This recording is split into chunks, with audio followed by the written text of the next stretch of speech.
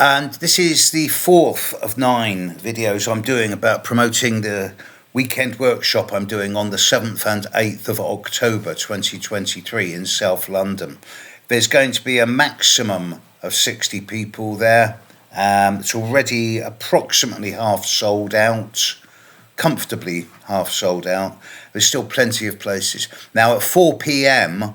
on Saturday the 8th, it's going to be one of the high points of the weekend. I'm going to be doing an hour and a half to 2 hours on the history of astrology, about how astrology can be traced back to the dawn of time, whether that's at the moment that a hominid on the East African plain got off its knuckles and then looked up into the sky for the first time at night and saw moving lights and went, wow, what the hell is that? And couldn't understand, so started making myths and legends. I'll be looking at the origin of astrology as we currently understand it, taking it right back to the earliest written records of astrology around 4800 BC in Sumeria, and then tracing this astrological development through the Middle Eastern development through Sumeria, Chaldea, Assyria, Babylon, and then following astrology as it moved from the Tigris-Euphrates area move southwest into Egypt, and how the Egyptian dynasties used astrology. And then we'll follow astrology as the Egyptian dynasties collapsed. We'll follow astrology across to Crete initially, the Minoan culture, and how they used it. This is, of course, Perseus the Minotaur. And then from the Minoan culture, astrology jumped across into Greek culture. And it is around the development of the Greek Empire in the 1000 years BC that astrology gets grounded.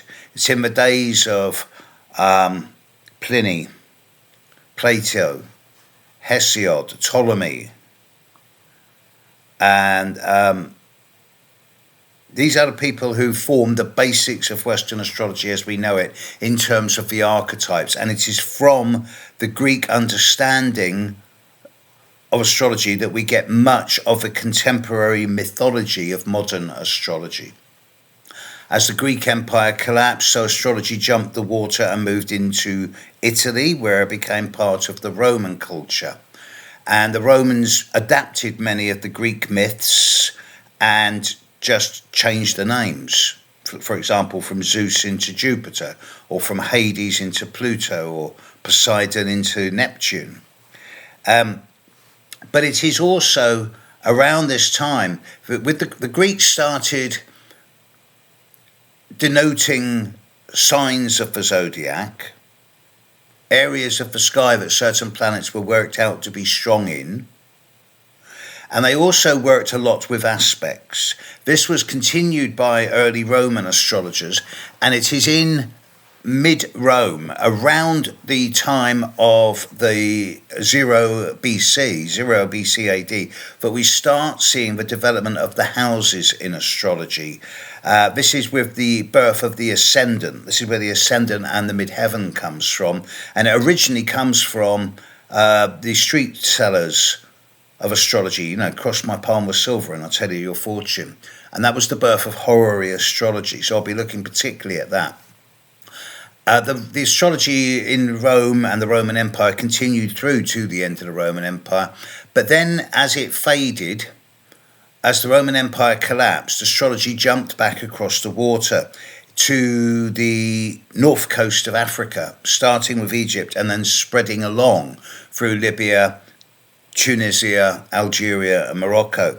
And over the next 300, 400, 500 years, whilst astrology continued its usage in mainland Europe, and I'm particularly focusing on Western astrology here, not the Oriental or Indian subcontinental astrology that was developing parallel along with this, where the difference being that the Indian and Chinese forms of astrology Indian subcontinent area and the Oriental forms of astrology that were being developed were more in tune with words like fate, destiny, predetermination, karma, whereas Western astrology was gradually working more and more into terms of free will, self-determination, choice. Over the period of 4 to 900, 4 to 1000 AD, astrology was continuing in Europe, and many of the kings in France, kings and queens in France, Britain, Germany, as countries were forming, certainly many of the ruling monarchs at the time all had their astrologers, and there's plenty of evidence to support this. But astrology was really developing in the North African region. The Moorish astrologers were not only further defining the boundaries of the houses of the zodiac, they were adding a lot of strength to aspects. They were defining the Arabic parts in astrology. They were particularly working with the fixed stars. And the Moorish astrologers took this knowledge with them when they crossed the Mediterranean into Spain. And evidence of this is obvious. Certain constructs in Spain and southwest Europe built by the Moors around 800 to 1100 AD are so obviously set out to astronomical patterns in the sky. The Alhambra Palace in Granada, for example, is set out to the orbital patterns of Venus. And it is from these geomancers, astronomers, astrologers, that students from Italy, Spain, Britain, France moved to study with these people and then returned to their own countries, and this was the birth of the Renaissance. And by the time we're into 1300, every major family in Europe had their own astrologer. It was really booming, and this then spread throughout Europe. It was seen as a direct challenge to the churches, hence the development of the Inquisition, the suppression of the feminine, the burning at the stake of both witches and astrologers, sometimes using their books as fuel. There is plenty of anecdotal history and written history to suggest this. And by the time we're into 1550, 1600, there are very, very few practicing astrologers left in Britain, in Europe. But in Britain, it is beginning to thrive, mainly due to the efforts of Queen Elizabeth I and the people who would work with her, John Dee particularly.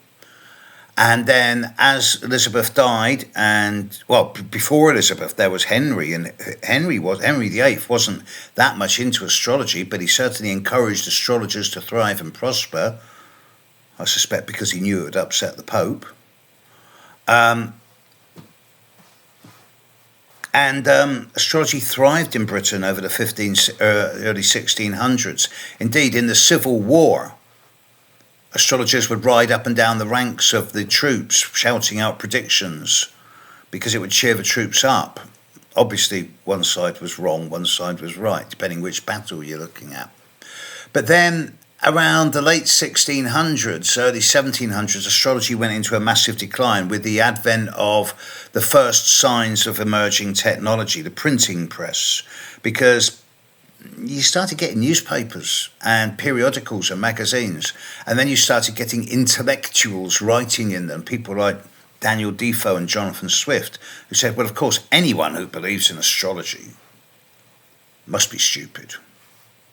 So astrology kind of died in Britain and much of Europe around the late 1600s, early 1700s, but it jumped the water again and flew over to America. And there are teachers and even professors of astrology. There's a professor of astrology at Harvard, I believe, around 1740, 1750. I need to check that one out.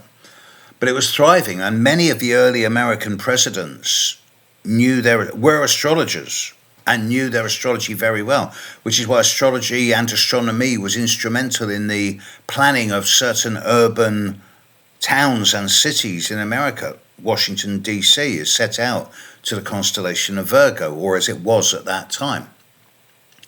By the time we're into the 1800s, astrology is making a return in Europe, especially with the emerging middle classes. And then we see the discovery of the outer planets, Uranus and Neptune, and then subsequently Pluto and Chiron. And by the late 1800s, it's much more in vogue. We see the start of the first astrological sun sign columns in 1930. By 1960, of course, everybody knows their sun sign. And by 1990, you can not only buy a newspaper and find your sun sign, but you can get your lucky crystal and your lottery numbers, and it's all gone horribly wrong, which led to a kickback in the late 1990s and the early 2000s when certain astrologers put some money in and got the first master's degree in astrology and astronomy back together again, which is where I graduated from in 2003. And astrology was back in the university for the first time in 400 years. Astrology and technology were redeveloping rapidly at this time, and the computer and internet revolution and astrology were made for each other, and this led us to where we are now.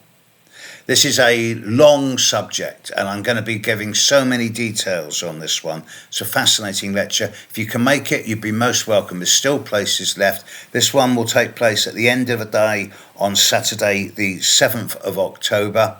If you want to come along, there's places left. Steve@stevejudd.co for full details.